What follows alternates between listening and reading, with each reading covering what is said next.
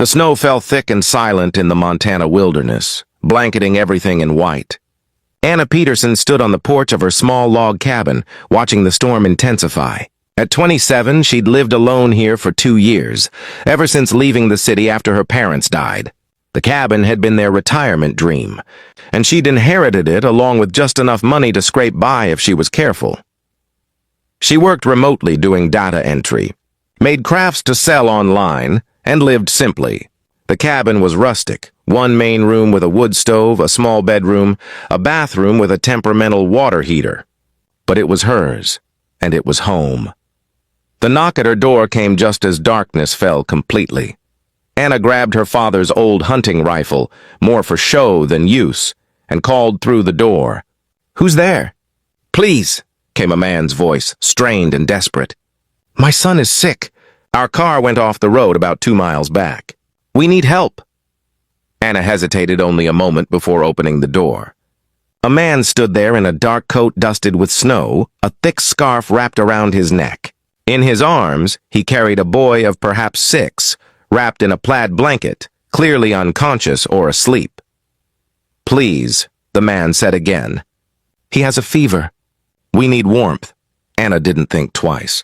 "Come in, quickly." The man stumbled inside, and Anna could see now how exhausted he was, how worried. His dark hair was wet with melted snow, his face lined with stress and cold. "Put him on the couch," Anna directed, already moving toward her small collection of medical supplies. Life in the wilderness had taught her to be prepared for emergencies. The man laid his son down gently. The boy was burning with fever, his cheeks flushed, his breathing shallow. Anna felt his forehead and knew immediately this was serious.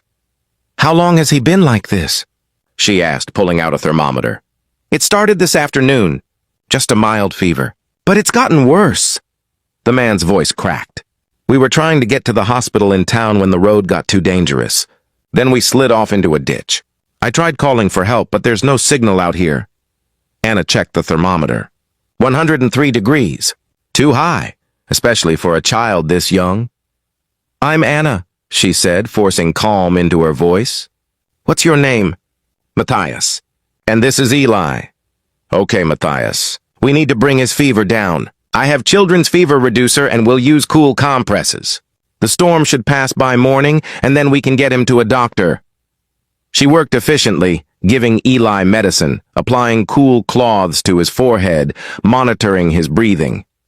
Matthias watched, helpless but grateful, as this stranger cared for his son with practiced competence. "You're good at this," Matthias said quietly. "My mom was a nurse. She taught me basics." Anna changed the cloth on Eli's forehead. "Are you from around here?" "No, we were traveling. I had business in the area." Matthias looked down at his son. "His mother died a year ago, cancer. It's been just the 2 of us since then. I can't lose him too." Anna heard the raw fear in his voice and understood it completely. "You won't. Kids are resilient. The fever will break." Over the next hours, Anna and Matthias took turns monitoring Eli. Anna made soup on her wood stove, offered Matthias dry clothes. Her father's old flannel shirts and jeans that hung loose on her butt fit Matthias reasonably well. They talked in quiet voices while Eli slept fitfully.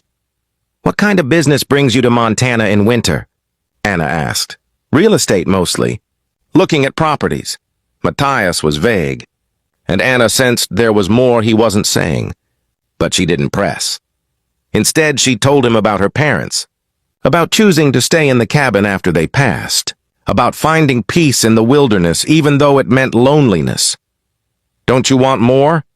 Matthias asked. "Connection? Community?" "I have what I need," Anna said simply. "Not everyone needs the same things to be happy." Matthias studied her in the firelight. "You're very self-sufficient. I learned to be. Out here you have to be." Around midnight, Eli's fever broke. His breathing eased, his color improved. Matthias nearly collapsed with relief, and Anna saw tears in his eyes. "He's going to be okay," she assured him. "But you both need rest. You can have my bed. I'll sleep out here and keep an eye on Eli." "I can't take your bed," Matthias protested. You can and you will.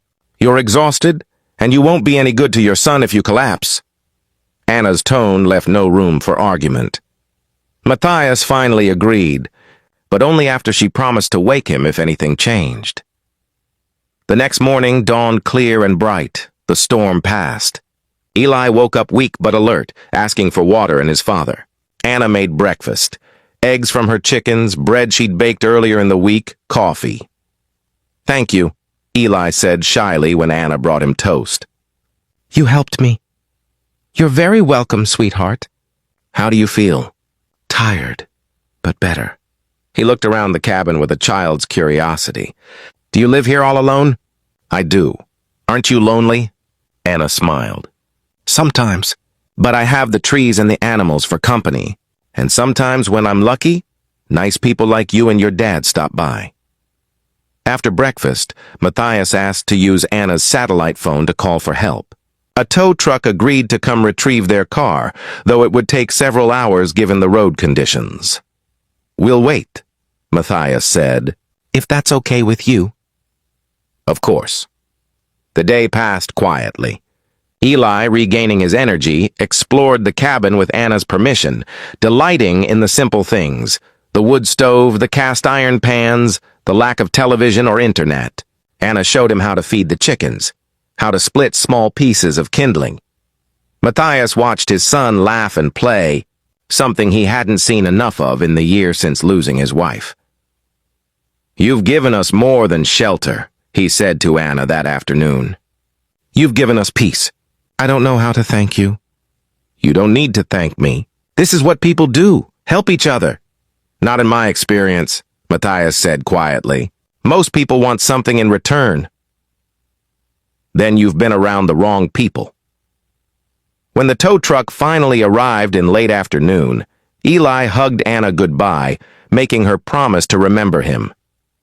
Matthias offered her money, which she refused. "You needed help. I helped. That's all." Matthias pulled out his wallet anyway, not to get cash, but to give her a business card. "If you ever need anything at all, please call me." Anna took the card politely, glanced at it, then froze. Matthias Keller, CEO, Keller Holdings. She looked up at him. Keller Holdings was one of the largest real estate and investment firms in the country. She'd seen articles about Matthias Keller, billionaire, philanthropist, recently widowed. "You're just a father whose son needed help," Matthias finished. "You didn't treat me like a CEO or a rich man. You treated me like a human being. That's rare and valuable." He paused, then added, "The business I'm doing here involves buying land to create a children's medical retreat, a place where kids with serious illnesses can come with their families, free of charge, for respite and healing. After my wife died, I wanted to do something meaningful." Anna felt tears in her eyes. "I'd like you to consult on the project," Matthias continued.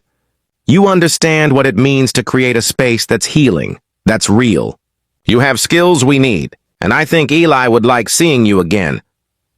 "I don't know anything about running a retreat," Anna protested. "But you know about caring for people, about creating peace. That's what matters." Over the following months, Anna did consult on the retreat project. She helped design the cabins to feel like homes rather than hospital rooms. She trained staff in wilderness skills and emergency preparedness. She created a space that was both safe and free, structured and wild. And she spent time with Matthias and Eli. What began as professional collaboration became friendship, then something deeper. Matthias fell in love with Anna's quiet strength, her authenticity, her refusal to be impressed by wealth. Anna fell in love with Matthias's dedication to his son, his desire to use his resources to help others, the vulnerability he showed beneath his CEO persona. Eli appointed himself matchmaker, frequently reminding his father that Anna would make the best home. Mom ever. 2 years after that snowy night, they married at the cabin where they'd met. The children's retreat opened the following spring, officially named Anna's Haven, despite her protests, providing free respite care for families facing pediatric illness. On the day of the grand opening, Matthias stood with Anna, watching children explore the wilderness with the same wonder Eli had shown that morning in her cabin. "You saved more than just Eli that night," Matthias said quietly. "You saved me too." I was so lost, just going through motions. "You reminded me what matters." Anna leaned into him. "You gave me purpose. I thought I was content alone, but I was really just hiding. You brought me back to life." Eli ran up, tugging at their hands. "Come on! The kids want to meet Anna. They want to learn about the chickens."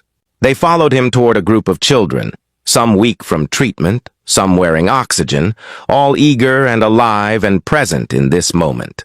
Anna had opened her door on a snowy night to help a stranger and his sick child, never imagining it would lead here, to this work, this family, this life of purpose. Because that's how transformation often begins. Not with grand gestures or perfect planning, but with small acts of compassion extended to people we don't know, expecting nothing in return. We open our doors to those in need, and in doing so, we open ourselves to possibilities we never imagined. Sometimes a single night of kindness ripples outward, touching hundreds of lives. Sometimes helping one child and his desperate father becomes the beginning of healing for so many more. And sometimes, when we give shelter to strangers in the storm, we discover they were bringing us